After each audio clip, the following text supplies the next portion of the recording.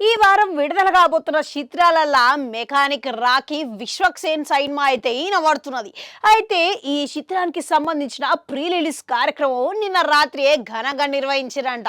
అయితే విశ్వక్సేన్తో పాటుగా మీనాక్షి చౌదరి జంటగా నటిస్తున్నది. ఇక ఆమెతో పాటుగా శ్రద్ధ శ్రీనాథ్ ఇట్లా ఈ సినిమాల హీరోయిన్ లెక్క నటిస్తున్న విషయం మన అందరికీ తెలిసిందే.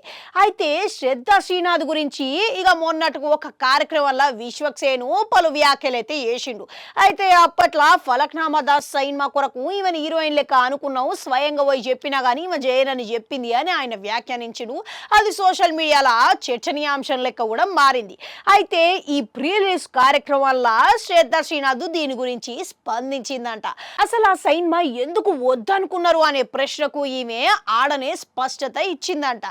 అయితే ఈ సినిమా నేను అప్పుడు విన్నప్పుడు కథ నాకు నచ్చకపోవడానికే దీనికి అసలు కారణమని వేదిక మీద ఆమె చెప్పిందంట. అయితే భవిష్యత్తులో విశ్వక్సేన్తో కలిసి పనిచేయనికే ఇక నేను సిద్ధంగానే ఉన్నదానికి ఇట్లా పేర్కొన్నదంట. ఇక మరోపక్క ఇప్పటికే విశ్వక్సేను ఇటీవల కాలంలో మా సినిమాలతోనే మన ముందుకొచ్చి అలరిస్తా ఉన్నాడు. ఇప్పుడు గ్యాంగ్స్ ఆఫ్ గోదావరి ఇట్లా ఇటీవల వచ్చి మంచి వసూలను అయితే రాబట్టింది. మరోపక్క తాజాగా మెకానిక్ రాకీ సినిమా గిట్లా మాస్ కథతోని రాబోతున్నట్లు అవుపడుతున్నది. మళ్ళీ ఈ సినిమా గిట్లా మంచి వసూళ్లు వచ్చే అవకాశం ఉన్నదని సినీ విశ్లేషకులు ఇట్లా అంచనాలు వేస్తున్నారంట. అయితే దీపావళి తర్వాత బాక్స్ ఆఫీస్ దగ్గర సినిమాల సందడి అనేది తక్కువైందనే మాట వినబడుతున్నది.